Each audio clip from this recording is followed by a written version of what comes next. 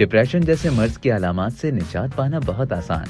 अगर वर्जिश करने के बाद मिजाज खुशगवार हो रहा है तो ये आपका वहम नहीं, हकीकत में ऐसा ही होता है। दर हकीकत जिस्मानी सरगर्मियों से मिजाज खुशगवार होता है और डिप्रेशन जैसे आम तरीन दिमागी मर्ज की अलामत की शिद्दत में कमी आती है। ये बात एक नई तहकीक में सामने आई। बरतानिया के लिंकाशायर यूनिवर्सिटी की तहकीक में डिप्रेशन के शिकार 5000 अफराद पर होने वाले 73 क्लिनिकल ट्रायल्स के डेटा की जाँच पड़ताल की गयी। उनमें से बेशतर अफराद सुकून आवर अद्वियात का इस्तेमाल कर रहे थे। तहकीक में दरियाफ्त किया गया कि वर्जिश करने की आदत डिप्रेशन की अलामत में कमी लाने के हवाले से अद्वियात या नफ्सियाती थेरेपीज जितनी ही मौसर साबित होती है। तहकीक में बताया गया कि वर्जिश करने से दिमागी न्यूरोट्रांसमीटर अफाल बेहतर होते हैं, जिससे डिप्रेशन की अलामत की शिद्दत में कमी आती है। आसान अल्फाज में जिस्मानी सरगर्मियों से जिस्म के अंदर ऐसे केमिकल्स खारिज होते हैं जो मिजाज को खुशगवार बनाते हैं। इसके साथ साथ वर्जिश से ऐसे अनासिर भी मुतहर्रिक होते हैं जो दिमागी नशोनुमा के लिए अहम होते हैं, जिससे भी डिप्रेशन की शिद्दत में कमी आती है। तहकीक के मुताबिक हल्की सी मुतदिल शिद्दत की वर्जिश से भी डिप्रेशन की अलामात की शिद्दत में कमी लाना मुमकिन है। यानी ऐसी जिस्मानी सरगर्मियाँ जिससे दिल की धड़कन की रफ्तार किसी हद तक बढ़ जाए तो दिमागी सेहत को उससे फायदा होता है।